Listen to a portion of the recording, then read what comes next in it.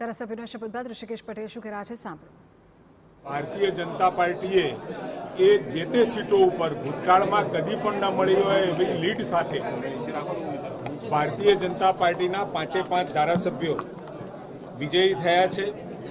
ભાઈ શ્રી સીજેભાઈ ચાવડા વિજાપુરથી 56,000 જેટલી લીડ ભૂતકાળમાં ક્યારેય પણ ન મળી હોય એટલી લીડ સાથે વિજેતા થયા।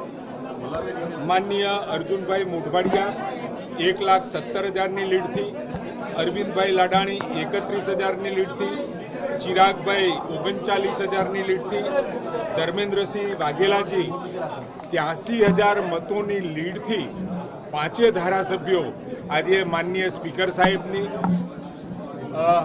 અધ્યક્ષતામાં આજે એમને શપથ લીધા છે। એ 5 ધારાસભ્યો ભારતીય જનતા પાર્ટી સાથે આજે 161 જેટલા ધારાસભ્યો ભારતીય જનતા પાર્ટીના થયા છે અને જે 2 સીટ, એક વિસાવદરની સીટ અને એક સીટ જ્ઞાનીબેન ની જે ખાલી થતા એ બંને સીટો પણ ભવિષ્યમાં પેટા ચૂંટણીઓમાં ભારતીય જનતા પાર્ટીની ફાળે જ જવાની છે। અત્યારે 161 સીટ અને સાથે કોંગ્રેસના 12 ધારાસભ્યો જ્ઞાનીબેનને બાદ કરતા સાથે આમ આદમી પાર્ટીના 4, સમાજવાદી પાર્ટીના 1 અને અપક્ષના 2 એમ કુલ મળી 180 ધારાસભ્યો સાથેની આ વિધાનસભાની અંદર 2 ધારાસભ્યોની ચૂંટણીઓ હજુ બાકી છે, એમના રાજીનામાના કારણે ખાલી છે।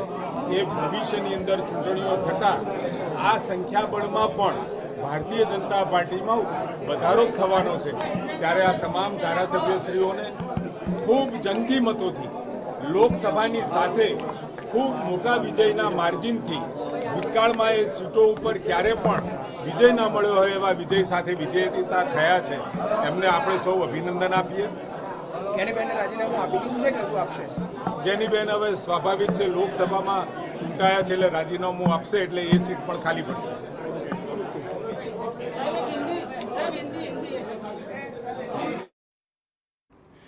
તો જંગી લીડ સાથે આ તમામ ધારાસભ્યો જીત્યા છે પ્રકારની વાત અત્યારે ઋષિકેશ પટેલે કરી અને તેમણે તમામ અભિનંદન પણ પાઠવ્યા। સાથે તેમણે કહ્યું કે હવે બનાસકાંઠાની બેઠક પણ ખાલી પડી છે એટલે આવનારા સમયમાં ત્યાં પણ કાર્યવાહી થશે।